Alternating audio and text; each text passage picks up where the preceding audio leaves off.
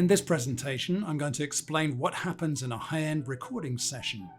It should be especially helpful for student musicians looking forward to their first experience in a studio, or just for music fans who are curious about what goes on behind closed doors. When I first started making music in the late 1970s, they were still using analog tape and strange silver boxes full of tubes and valves. But the only way in those days to make a professional sounding record was in a top-flight recording studio costing hundreds of dollars an hour. In fact, my first album cost me more than a flat in central London. With modern advances in digital technology, it's possible to make an entire album in your back bedroom and live stream it over the internet to millions of listeners.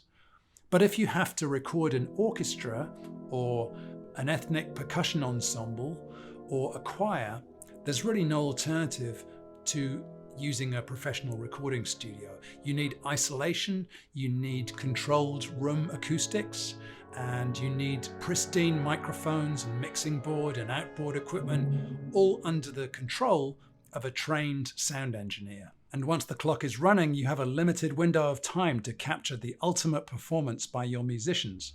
So the producer needs to have a solid plan, and the musicians need to feel relaxed and prepared. Let's go inside Studio A at the Peabody Institute. In a professional recording studio, time is money, and so you have to be prepared. Don't expect to be able to rehearse in the studio. You have to know exactly what you're going to be doing before you come in. So here we have an empty studio in which Alex, the engineer, has set us up to record a little Schumann quintet. We have grand piano, we have violin, we have oboe, trumpet, and trombone. We're going to record them today, not actually all musicians playing together. We're going to actually leave out the violin and record that later as an overdub. So I'm going to have the musicians come in, they can tune up and get ready, and the engineer is probably going to ask to hear all of the sounds individually. So come on in, you guys.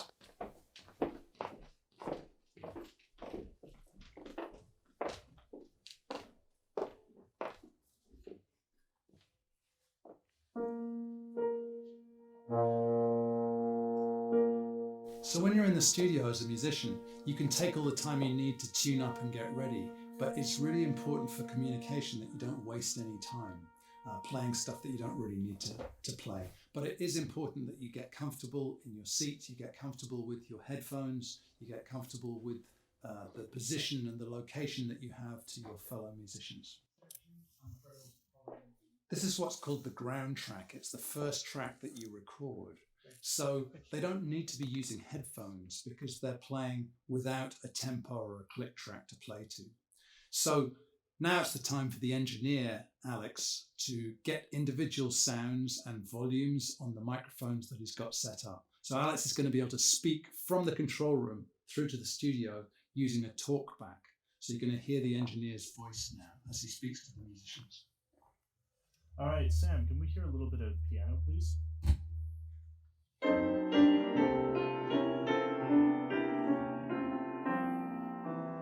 you. Let's hear some oboe.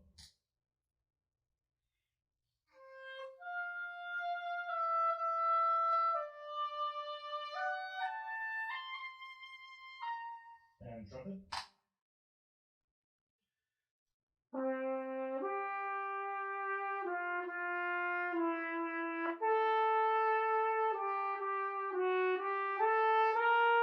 Thank you very much. And trombone.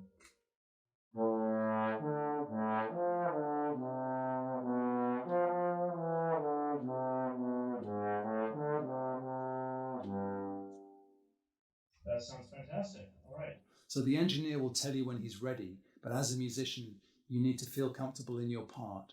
So you start when you're good and ready. Tape is cheap these days. We don't run out of tape when you're running on Pro Tools, so you can take your time and get ready and play when you're feeling quite comfortable.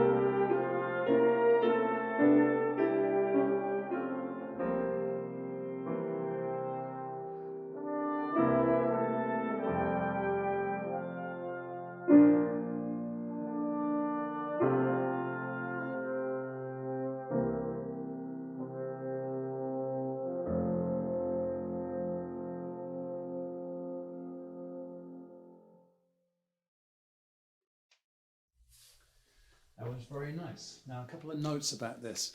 It's a relatively simple piece, so I was confident they could do a good take of it right out of the box. In a more complicated piece, a couple of things might happen. One thing that might happen is we might need to drop in to the ground track. So if we're worried that we're not going to be able to make it through the piece without any mistakes, then we're going to want to actually punch in, also known as dropping in.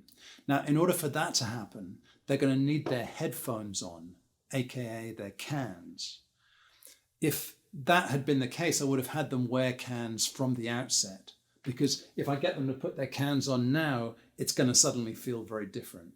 But I was fairly confident they could get a good take in one. Now, if I didn't like that, or I wasn't quite sure about it, I might just to be on the safe side, I might say, guys, let's put down a couple more takes of the ground track in case version 2 or version 3 is better. Or worst comes to worst, we might even be able to splice the two takes together in Pro Tools and end up with the perfect take. So let's just imagine that that ground track was absolutely impeccable and that we love it. Where do we go from there? Well, a couple of things might happen. One thing is that the players might be asked to double what they've done already. If, for example, you're doing a film and you have a low budget and you want the sound of a full orchestra, but all you have is a string octet, then you might record a couple of overdubs of the players doubling what they did the first time. So the next thing we're going to do is set up for the brass players to double the part that they played initially. The first time you ever do that, it's kind of weird because you're hearing two versions of yourself at the same time. But with practice, you get used to asking what you need and you can control it on your Aviom box. This little box is called an Aviom. It's a personal mixer for musicians. So when you're playing under headphones, you're getting a mix from the control room, which can either be the same mix as they're hearing in the control room, or maybe you need to hear something different. For example, if you're playing along with a click track, you may have an individual volume for that on one of these knobs. You may want to hear different instruments. In a rock band, for example, the drummer may only want to hear the bass player and the guitarist, but not the vocalist. And so this box gives each individual musician the ability to set up their own mix. So you're going to hear the track you originally played through your headphones. You're also going to hear yourself in real time playing along. All right, here it comes.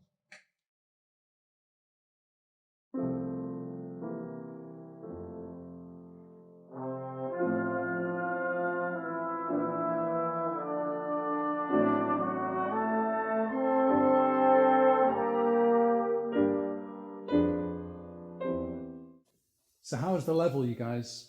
It's great. Seemed okay, good blend? Way too loud. I can't hear myself. Okay. Play. I just turned her up. Okay, great.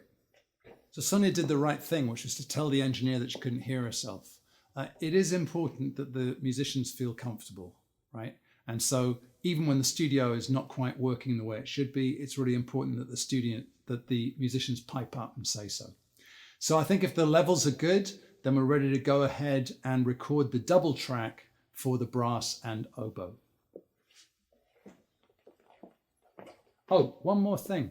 I've suggested to them they could be a bit looser this time. The first time it was mostly unison. They're going to throw in a few harmonies here and there and see how it works. All right, here comes the same thing.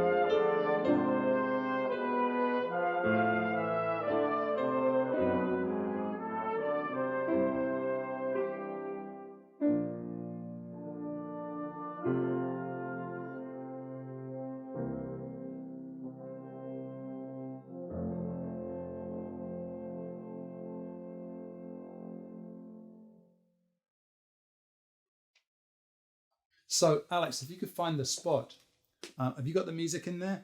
I do not. No. You do not. Okay, maybe one of the Yes, we do. musicians does. Okay, so if you want to find the last sort of long pause that they did and back up about 12 bars before that through to the pause. Okay. And we're going to punch in and out. All right, let me find that. And just to explain to you guys what's going to happen. So he's going to play, you'll be able to see on your music, you'll be able to see where you are in the piece. And just as soon as you know where you are, start playing along. Okay. Nothing is going to change for you except he's going to be punching in and out of record. And that means we'll be able to patch up the piece where things went a little bit awry. Okay. So Alex is finding the spot. You got the right spot? All right, sweet. I will start rolling from there, and you guys can play along with it whenever you're comfortable. Oh. You give him like. Yeah, I'll just do a little smidgen more.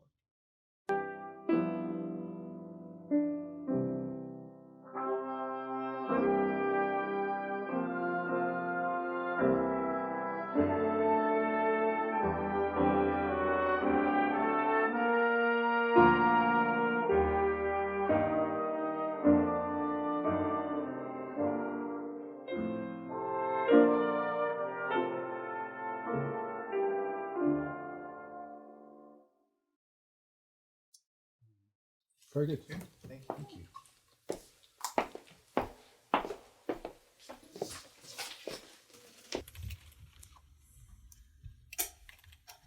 So Alex is now splicing together the two takes. He's replaced those 3 tracks.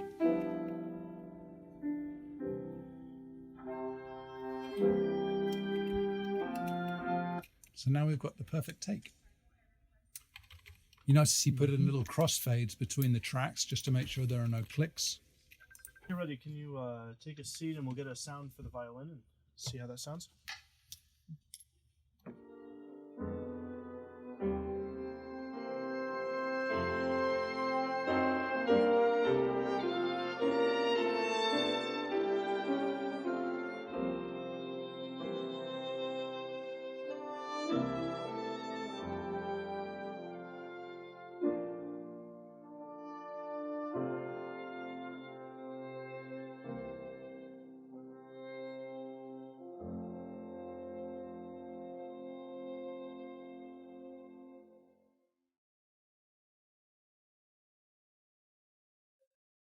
That was lovely, Winnie. Oboe, oboe, trumpet, trumpet, trombone, trombone.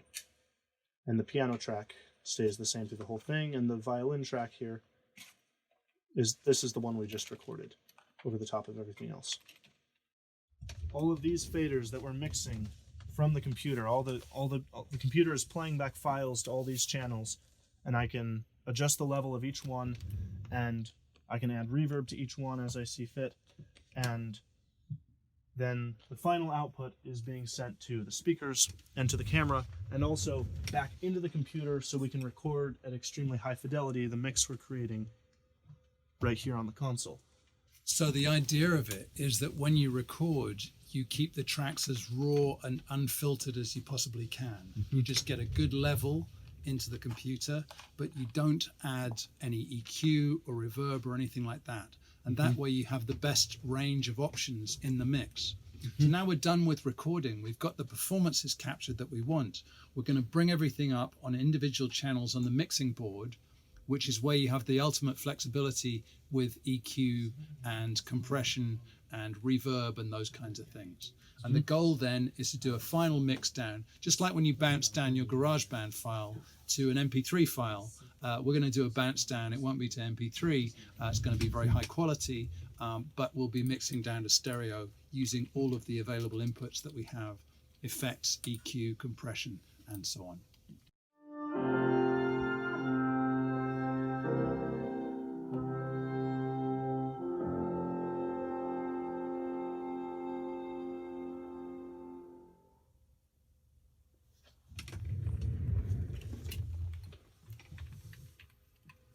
Okay, very nice. So now tell us where the final mix is at this point.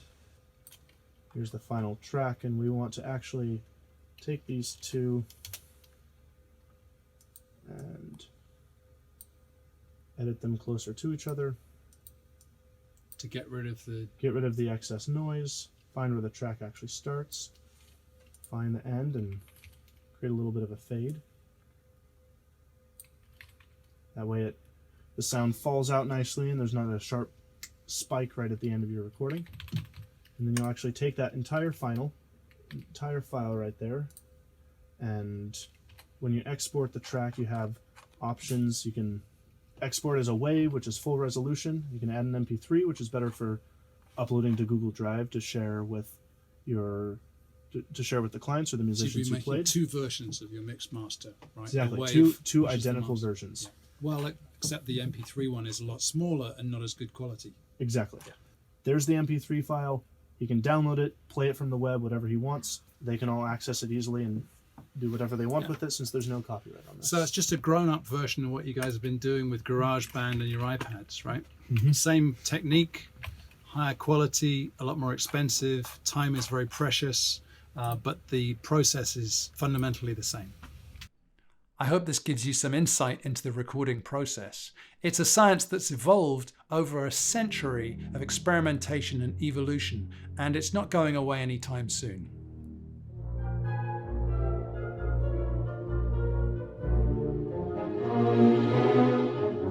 At the Peabody Conservatory, in a normal year, there are over 1,000 concerts and recitals, and many of them are recorded by students from our Recording Arts program, where we train young people to be professional sound engineers and producers, and to pass on the legacy of all this recording knowledge to future generations.